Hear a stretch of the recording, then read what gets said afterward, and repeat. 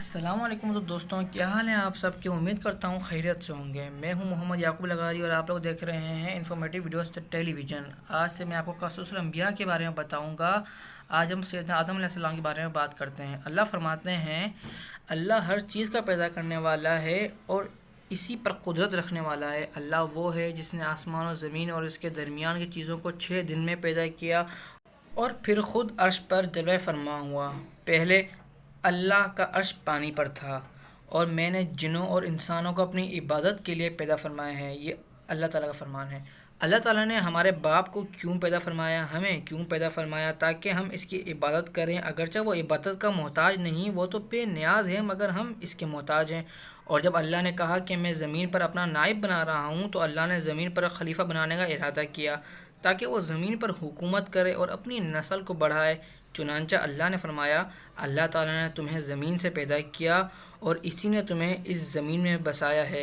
اللہ نے ارادہ کیا کہ زمین کو آباد کروائے، کیونکہ یہ کام جن نہیں کر سکتے تھے، کیونکہ ان کے پاس اتنی عقل نہیں تھی کہ زمین کو پر رونق اور سر سبز و شاداب رکھ سکیں۔ اللہ نے انسان کو بہترین اور خوبصورت شکل و صورت سے نوازا، پھر اپنی روح اس میں پھونکی۔ فرشتوں نے سوال کیا کہ ایسی مخلوق کو کیوں پیدا کرتا ہے جو زمین میں فساد کرے اور خون بہائے، اور ہم تیری حمد اور پاکیزگی بیان کرتے ہیں؟ اس کے جواب میں اللہ نے فرمایا، جو میں جانتا ہوں تم نہیں جانتے، کیونکہ فرشتوں نے یہ بات کہیں سے معلوم کی تھی کہ آدم علیہ السلام کی اولاد زمین میں خون ریزی کرے گی، لیکن اعتراض کے طور پر یہ بات نہیں کہی، کیونکہ ایسا اعتراض گناہ ہے اور فرشتے بالکل بھی اللہ کی نافرمانی نہیں کرتے۔ جیسا کہ ارشاد ہوتا ہے، بلکہ وہ تو نہایت معزز عبادت گزار ہیں، کسی بات پہ اللہ سے پیش دستی نہیں کرتے اور اس کی حکم پر عمل کرتے ہیں۔ اللہ کے حکم کی نافرمانی نہیں کرتے، بلکہ جو حکم دیا جائے بجا لاتے ہیں۔ جیسا کہ فرشتے دیکھ چکے تھے کہ جن بھی زمین میں کتنے فساد کر چکے تھے، اور پوچھنے کا مقصد یہ تھا کہ کیا یہ بھی جنوں کی طرح ہوں گے؟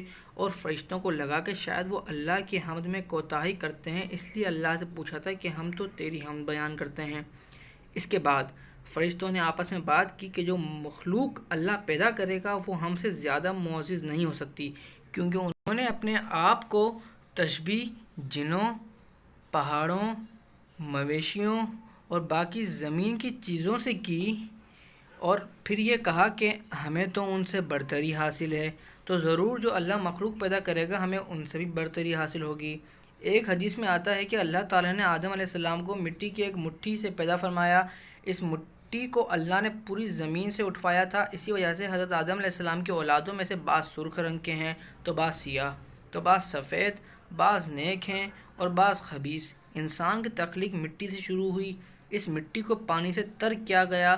اللہ فرماتے ہیں کہ آدم علیہ السلام کو تراب سے پیدا کیا گیا۔ جب آپ کے رب نے فرشتوں کو کہا کہ میں مٹی سے بشر کو پیدا کرنے والا ہوں، جب اس مٹی کو پانی سے بھگویا گیا تو یہ لیسدار ہونے لگ گئی، اس لیے اللہ نے فرمایا، ہم نے انسان کو لیسدار اور چپکنے والی مٹی سے بنایا۔ پھر اللہ نے اپنے مبارک ہاتھوں سے اس کا کٹھجا تیار کیا۔ اللہ نے فرمایا، میں نے اپنے دونوں ہاتھوں سے پیدا کیا۔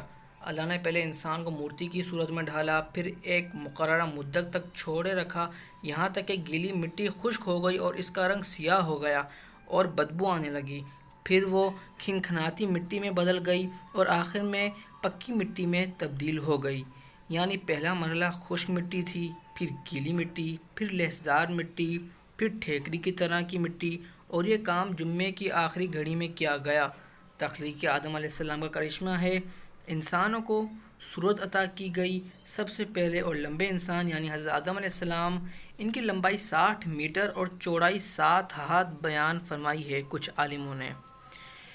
دوستوں، امید کرتا ہوں کہ آپ کو میری آج کی ویڈیو پسند آئی ہوگی۔ اب اس ویڈیو کے اگلے ایپیسوڈ کا انتظار کیجیے۔ اللہ حافظ۔